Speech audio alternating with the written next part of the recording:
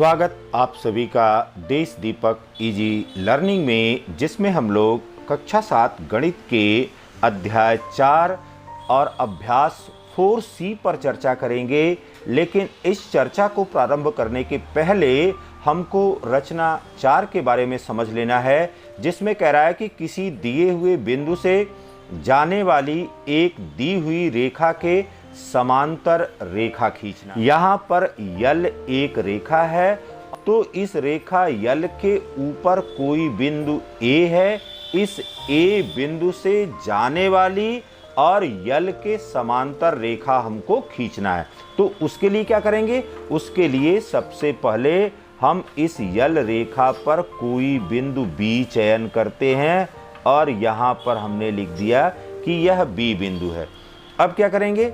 अब B और A को मिला देंगे और B A को मिलाते हुए यहाँ पर एक रेखा खींच दिया। इस प्रकार से यह A और B को मिला दिया। अब प्रकार और पेंसिल लेंगे और प्रकार पेंसिल लेकर के कोई भी त्रिज्या लेकर के B बिंदु को केंद्र मान करके और किसी त्रिज्या से चाप लगाएंगे। यह चाप हमने लगा दिया और उसी त्रिज्या से A बिंदु को केंद्र मान करके यहाँ पर हमने एक चाप लगाना है और यहाँ पर जो B बिंदु पर लगाया है उसके ठीक विपरीत दिशा में यहाँ पर यह चाप लगाना है। इसको हमको ध्यान रखना है कि यहाँ पर जो चाप लगेगा वह विपरीत दिशा में लगेगा। अब यहाँ पर देखिए, यह B बिंदु को केंद्र मान करके जब हमने चाप लगाया तो रेखा यल को यह C बिंदु पर काट रहा है। इसी प्रकार से यह AB रेखा को D बिंदु पर काट रहा है और यहाँ पर जो हमने चाप लगाया है इसको मान ले रहे हैं कि यह चाप E और F है और यह रेखा AB को यह G बिंदु पर काट रहा है। अब क्या करना है हमको? अब C और D के बीच की दूरी ज्ञात करना है कि C और D के बीच की दूरी कितनी है। तो इस दूरी को माप करके यहाँ पर हमने एक हल्का सा कट लगा लेना है, ये दूरी पता कर लेना है और फिर G बिंदु को, यहाँ पर जो G बिंदु है, G बिंदु को केंद्र मानते हुए अब जो हमने यहाँ पर पहले EF चाप लगाया हुआ है उस चाप को यहाँ पर कट लगा देंगे। जहाँ पर यह काट रहा है उस बिंदु को यहाँ पर हमने H से प्रदर्शित कर दिया। अब क्या करना है? अब यहाँ पर इस A और H को मिलाते हुए हमने एक रेखा खींच देना है और इस प्रकार से A और H को मिलाते हुए यह रेखा खींच दिया और यह रेखा हमने प्रदर्शित कर दिया। किससे? यह रेखा हमने प्रदर्शित कर दिया कि यह रेखा हमारे पास यम है। अब यहाँ पर देखिए, यह यम रेखा और यल रेखा, यह दोनों समांतर रेखाएं होंगी। अब स्केल से माप करके देख लीजिए, यहाँ पर लगभग 5 सेंटीमीटर की दूरी दोनों रेखाओं के इस स्थान पर है। इसी प्रकार से यहाँ पर भी लगभग 5 सेंटीमीटर है। कहीं पर भी मापेंगे तो 5 सेंटीमीटर की दूरी आपको पता चलेगी। तो दो रेखाएं समांतर होती हैं यदि उनको क्रमिक रूप से आगे बढ़ाने पर वह कहीं एक दूसरे से नहीं मिलती हैं और साथ ही साथ उनके बीच की दूरी समान होती है। यहाँ पर रेखा यल और यम, यह दोनों अब समांतर रेखाएं हो गई। यल पैरेलल टू यम लिखें या यहाँ पर यम पैरेलल टू यल हो गया। अब ये दोनों रेखाएं समांतर क्यों हो गई? क्योंकि यहाँ पर बनने वाला कोण और यहाँ पर बनने वाला कोण एकांतर कोण है। तो यहाँ पर देखिए, कोण ABC यहाँ पर बनने वाला कोण है, यह बराबर है BAH के, यह बराबर है कोण BAH के और यह एकांतर कोण है। अब यहाँ पर देखिए बेटा, दूसरी दशा ये हो सकती है कि यल कोई रेखा दिया गया है, इसके बाहर कोई भी बिंदु नहीं दिया गया है और हमसे कहा जा रहा है कि इस यल रेखा के समांतर आपको रेखा खींचना है। तो उसके लिए क्या करेंगे, उसके लिए इस रेखा पर हमने सबसे पहले एक बिंदु ए ले लिया और दूसरा बिंदु यहाँ पर बी ले लिया, दो बिंदु यहाँ पर ले लिए। अब देखिए यल रेखा के समांतर ऊपर या नीचे कहीं पर भी रेखा खींचने के लिए कह सकता है। अब क्या करेंगे, ए बिंदु को केंद्र मान करके और किसी भी त्रिज्या से यल बिंदु को यहाँ पर ए बिंदु को केंद्र मानते हुए किसी त्रिज्या से हमने एक इस तरह से चाप लगा देना है। ये चाप आपने लगा दिया। फिर देखिए इसी प्रकार से उसी त्रिज्या से बी बिंदु को केंद्र मानते हुए यहाँ पर एक चाप लगा दिया। अब यहाँ पर देखिए इन दोनों जो चाप हमने लगाए हुए हैं इनका शीर्ष यहाँ पर देखने से पता चल रहा होगा कि शीर्ष कहाँ पर है। अब इन शीर्षों को मिलाते हुए इस प्रकार से एक रेखा खींच देंगे और यह रेखा यहाँ पर M हो गई और यह यम रेखा यल रेखा के समांतर हो गई, यम पैरेलल टू एल। अब यहाँ पर भी माप के देखिए कि क्या इन के बीच में दूरी समान, देखिए 4 सेंटीमीटर यहाँ पर है, फिर 4 सेंटीमीटर यहाँ पर भी है, फिर 4 सेंटीमीटर यहाँ पर भी है। क्वेश्चन नंबर 1 में कह रहा है कि अपनी अभ्यास पुस्तिका पर दो समांतर रेखाएं AB और CD खींचिए। बिंदु A और C पर क्रमशः 30 अंश और 60 अंश का कोण बनाती हुई रेखाखंड AM और रेखाखंड CM बनाइए। कोण AMC का माप ज्ञात कीजिए। तो यहाँ पर देखिए बेटा हमने दो रेखाखंड खींच लिया है, एक AB है और दूसरा CD है।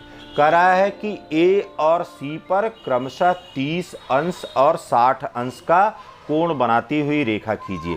तो अब A बिंदु को केंद्र मानते हुए किसी भी त्रिज्या से, अब देखिए A बिंदु को यहाँ पर केंद्र माना हुआ है और A बिंदु को केंद्र मान करके किसी भी त्रिज्या से हमने चाप लगा लेना है। इस प्रकार से हमने चाप लगा लिया और जब चाप लगा लिया तो 60 अंश का कोण पहले बनेगा।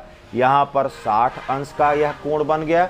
अब इसको समद्विभाजित कर देंगे, यहाँ पर उसी त्रिज्या से इसको समद्विभाजित कर देंगे। एक बार आपने नीचे वाले से और दूसरी बार ऊपर वाले बिंदु से यहाँ पर इस प्रकार से कट लगा दिया। तो ए बिंदु को मिलाते हुए और इस बिंदु को मिलाते हुए अब रेखा खींच देंगे। इस प्रकार से आप रेखा को बढ़ा करके खींच देंगे। यह रेखा हमने खींच लिया। यहाँ पर हमने कोण कितने का बना लिया, यहाँ पर कोण हमने 30 अंश का बना लिया। फिर अब क्या करना है, बिंदु C पर हमको 60 अंश का कोण बनाना है। तो बिंदु C को केंद्र मानते हुए और किसी भी त्रिज्या से, आप अपने हिसाब से त्रिज्या ले सकते हैं, किसी भी त्रिज्या से हमने यहाँ पर एक चाप इस प्रकार से लगा लिया। यहाँ पर एक चाप लगा लिया। अब देखिए बेटा जो यहाँ पर चाप हमने लगाया, अब यह कटान बिंदु जहाँ पर मिल रहा है इस कटान बिंदु पर रखते हुए और पहला कट लगा देंगे। इस तरह से पहला कट लग गया। अब C को इससे मिलाते हुए, C को इस कटान बिंदु से मिलाते हुए हमने आगे रेखा खींच देना है और C को मिलाते हुए और कटान बिंदु को मिलाते हुए इस प्रकार से रेखा खींचा। अब यह एक दूसरे को यहाँ पर यम बिंदु पर काट रहे हैं और यम बिंदु पर रखने पर अब यहाँ पर जो कोण हमको दिखाई दे रहा है वह कितने अंश का दिखाई दे रहा है, 90 अंश का दिखाई दे रहा है। यहाँ पर पता चल रहा है कोण ए यम सी यह बराबर 90 अंश का प्राप्त हो गया। यहाँ पर प्रश्न 2 में कह रहा है कि पटरी और प्रकार की सहायता से एक वर्ग की रचना कीजिए जिसकी प्रत्येक भुजा 5 सेंटीमीटर है। बिकड़ की लंबाई को माप करके उसका मान लिखिए। तो अब यहाँ पर 5 सेंटीमीटर भुजा का एक वर्ग आपको बनाना है, वह भी पटरी और प्रकार की सहायता से। तो सबसे पहले क्या करना है, सबसे पहले यहाँ पर एक भुजा हमने बना लेना है और यह 5 सेंटीमीटर, देखिए यहाँ पर 0 है और यहाँ पर 5 सेंटीमीटर है। तो यहाँ पर सबसे पहले हमने 5 सेंटीमीटर की एक भुजा यहाँ पर बना लेना है। ये हो गया ए और यहाँ पर हो गया बी, 2 बिंदु इसके हो गए। अब देखिए बेटा, यहाँ पर अब ए बिंदु पर और बी बिंदु पर, क्योंकि आप जानते हैं कि वर्ग का प्रत्येक कोण, कोण ए बराबर कोण बी बराबर कोण सी बराबर कोण डी, यह सभी कितने के बराबर होगा? 90 अंश के बराबर होगा। तो ए बिंदु और बी बिंदु दोनों बिंदुओं पर हमको 90 अंश का कोण बनाना है। तो यहाँ पर ए बिंदु को केंद्र मानते हुए, यहाँ पर ए पॉइंट को केंद्र मानते हुए किसी भी त्रिज्या से हमने चाप लगा लेना है और यहाँ पर जो 90 अंश का कोण बनाने की प्रक्रिया है, उस 90 अंश के कोण की प्रक्रिया को पूरा कर लेना है।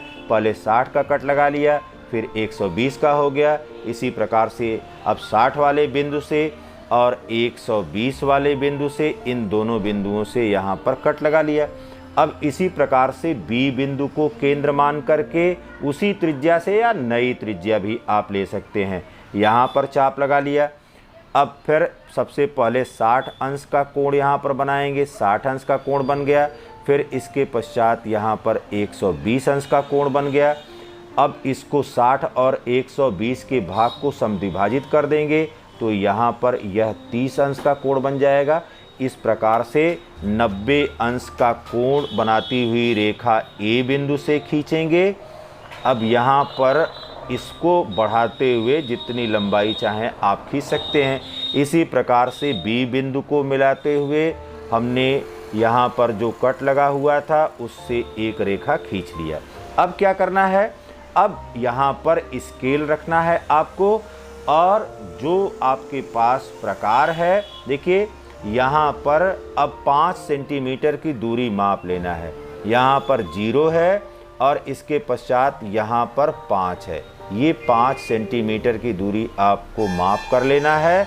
अब ए बिंदु को केंद्र मानते हुए 5 सेंटीमीटर की दूरी पर ए को, इस रेखा को काट लेना है। फिर इसी प्रकार से बी बिंदु को केंद्र मानते हुए यहाँ पर इस रेखा को काट लेना है। इसको कह लेते हैं कि यह AX रेखा है, यह जो है BY रेखा है। जहाँ पर कट रहा है यहाँ पर यह C हो गया और D हो गया। अब क्या करेंगे? C और D को मिलाते हुए, जो यहाँ पर कटान मिला हुआ है इस प्रकार से, तो C और D को मिलाते हुए इस प्रकार से रेखा हमने खींच दिया। अब यह हमारे पास चतुर्भुज, यह चतुर्भुज हमको मिला ABCD। यह ABCD क्या है? एक वर्ग है। इस प्रकार से हमने वर्ग ABCD की रचना कर लिया। अब पूछ रहा है कि विकर्ण की लंबाई यहाँ पर क्या होगी। तो आप यहाँ पर 2 विकर्ण हैं, एक AC है और दूसरा BD है। वर्ग के विकर्ण जो है समान होते हैं। तो सबसे पहले हम विकर्ण AC को यहाँ पर मिला देंगे और मिलाने के पश्चात आप इसकी माप देखिए। यहाँ पर विकर्ण की माप कितनी दिखाई दे रही है? विकर्ण की माप यहाँ पर लगभग 7.1 सेंटीमीटर के बराबर दिखाई दे रही है।